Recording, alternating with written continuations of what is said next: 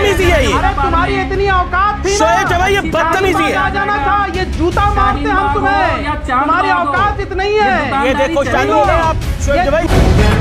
The live TV, सच सबसे आगे। Bharatiya Janata party के जहर और नफरत फैलाने वाले नेता कपिल मिश्रा की लाइव डिबेट के दौरान जमकर छींचा-लेदर हुई, फजीयत हुई, खटिया खड़ी करके रख दी गई। उसी की भाषा में उसको जवाब दिया गया, जूता दिखाया गया और जूते से मारने की बात कही गई है। और यह सब क्यों हुआ? दरअसल हिंदुत्व को लेकर एक डिबेट चल रही थी, एक विवाद पर डिबेट हो रही थी न्यूज़ 18 पर, और उसी दौरान ये कपिल मिश्रा दूसरे पैनलिस्ट यानी कि शोएब जमाई को निशाना बनाने लगा, गंदी और अनर्गल बातें करने लगा, धमकी देने लगा, जिसके जवाब में शोएब जमाई ने इसी की भाषा में इसे जवाब दिया, पैर से जूता निकाला और लाइव डिबेट के दौरान जूते से मारने की बात भी कही।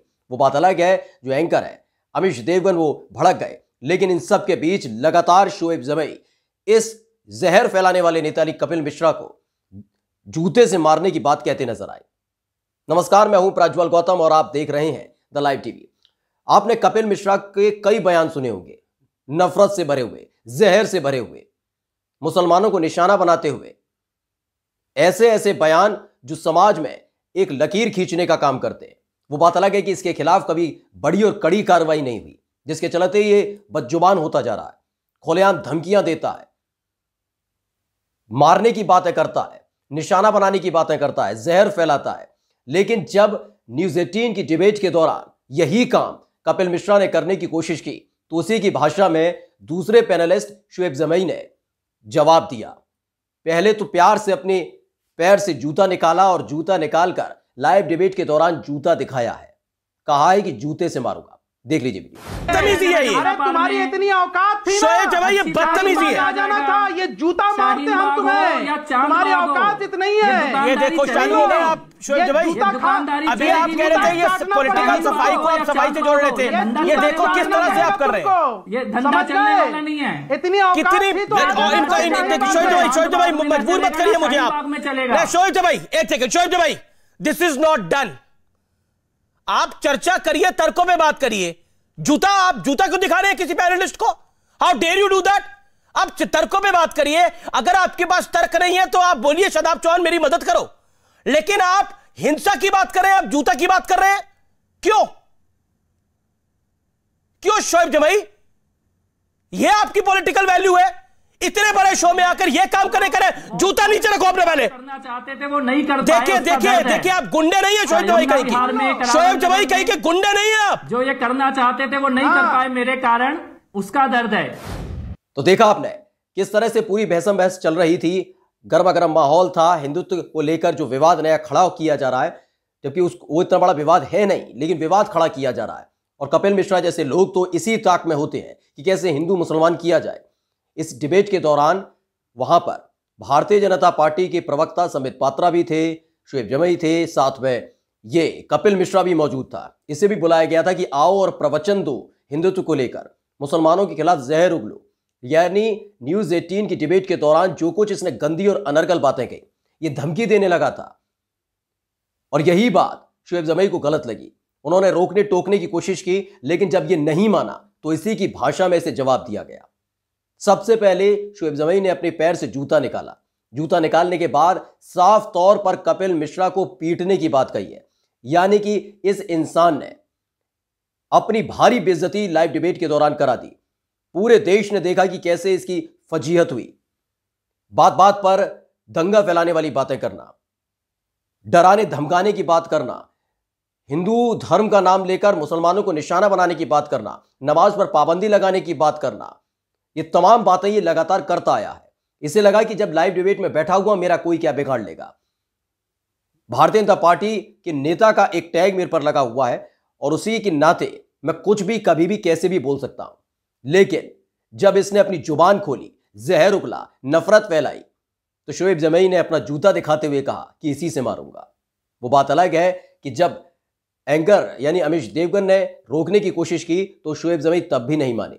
उन्होंने कहा मैं हो सकता है गलत हूं, लेकिन ये जो जूता है ये इस देश की उन माओं की तरफ से है जो जिनके बेटे, जिनके लाडले दंगों में मारे गए हैं। वीडियो देखिए। शोएब जमी, मैं आपसे कहना चाहता हूं कि आपको यह हरकत नहीं करनी चाहिए थी। आपको बाइज्जत इस पूरी बात से माफी मांगनी चाहिए और यह कहना चाहिए कि वाद विवाद अलग जगह है, लेकिन आपने आवेश में आके ये कर दिया। अमीश भाई, चाहे इसके कंसिक्वेंसेस कुछ भी हों, ठीक है, लेकिन ये जूता उन माओं की है, तरफ से था जिन्होंने दिल्ली दंगे में अपने बच्चे खोए, जिन्होंने जिन बाप ने अपने बच्चे खोए। अब आपको बता दें कि शोएब जमी ने ये जूता उन माओं की तरफ से क्यों समर्पित कर दिया इस नफरती को। दरअसल आपको याद होंगे तमाम वो बयान इसके। सबसे पहले वो बयान आपको बताने जा रहे हैं। आपको याद होगा एनआरसी और सीएए के खिलाफ किस तरह से पूरे देश में प्रदर्शन हो रहा था।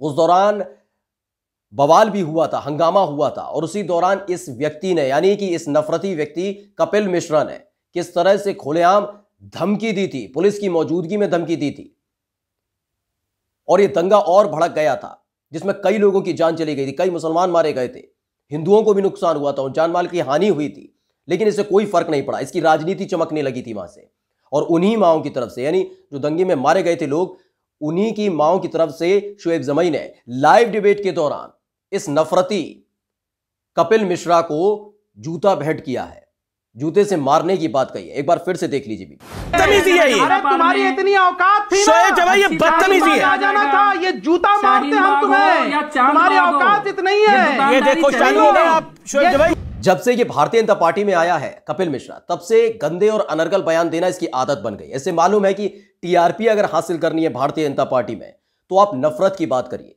जहर की बात करिए, हिंदू मुसलमान की बात करिए, नमाज में पाबंदी की बात करिए, कुरान और आयत पर निशाना साधिए।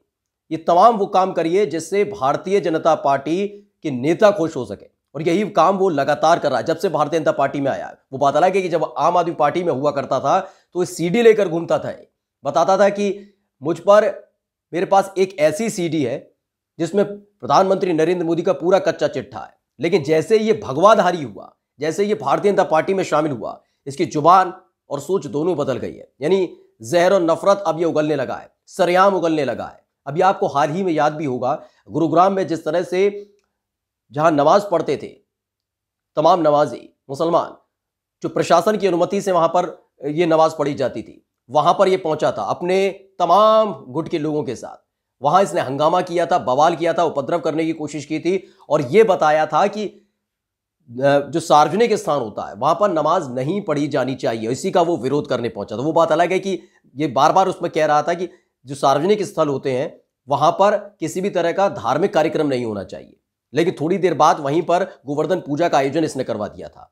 यानी ये कानून को बचाने के लिए कानून को इसने ही कुचल कर रख दिया था, और ये सब भी पुलिस के संज्ञान में हुआ था। प्रशासन ने, जबकि जहां ये गुरुग्राम में नमाज पढ़ने वाली जगह का विरोध कर रहा था, वो प्रशासन की अनुमति से वहां पर मुसलमान नमाज अता करते थे, लंबे समय से अता कर रहे थे। लेकिन ये टीआरपी हासिल करना चाहता है, जैसे कि हम शुरुआत में बता भी रहे, इसे आजकल हिंदू मुसलमान करने में, नमाज में पाबंदी लगाने पर, गंदी और अनर्गल बातें बोलने पर, जहर और नफरत फैलाने में बड़ा मजा आता है। क्योंकि इसे मालूम है भारतीय जनता पार्टी में अगर आपको कद और ओहदा बड़ा करना है तो इसी तरह के बयान बोलने होंगे, इसी तरह से आपको नफरत फैलानी होगी, जहर फैलाना होगा, जिससे आपकी टीआरपी बढ़ेगी।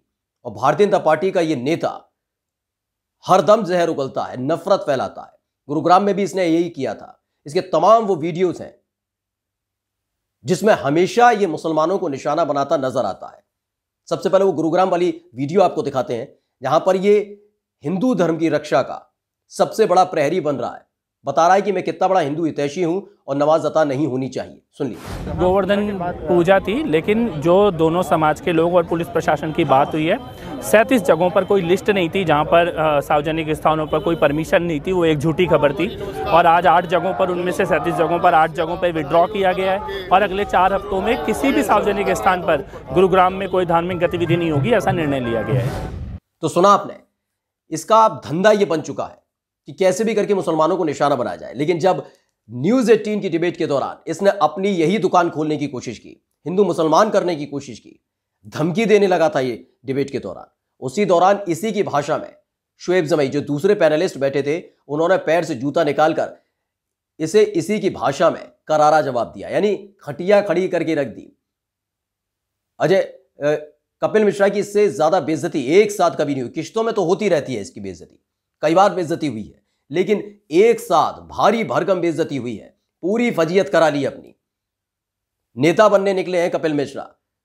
संविधान की धज्जियां उड़ाना, कानून को कुचल देना, अनर्गल बयान देना इसका धंधा बन चुका है। लेकिन इस बार यही काम इस पर भारी पड़ गया, क्योंकि लाइव डिबेट के दौरान सरेआम इसे जूता दिखाया गया है, जूते से मारने की बात कही गई है। अब तो कम से कम इसे अक्ल आएगी। और यही नहीं, इसके जैसे तमाम वो अंधभक्त जो सोचते हैं कि भारतीय जनता पार्टी का सदस्य बनना और उसमें बड़े नेता के तौर पर उभर के आने के लिए हिंदू मुसलमान करना जरूरी है, उन्हें ये सोच लेना चाहिए, समझ लेना चाहिए। जो हश्र लाइव डिबेट के दौरान आज कपिल मिश्रा का हुआ है, वो किसी भी उस अंधभक्त का हो सकता है जो बात बात पर संविधान की धज्जियां उड़ाता है, कानून को नीचा दिखाने की कोशिश करता है, हिंदू मुसलमान करता है, इंसान में फर्क करने की कोशिश करता है, जहर उगलता है और नफरत फैलाता है। उसका यही हश्र हो सकता है। नमस्कार। द लाइव टीवी, सच सबसे आगे।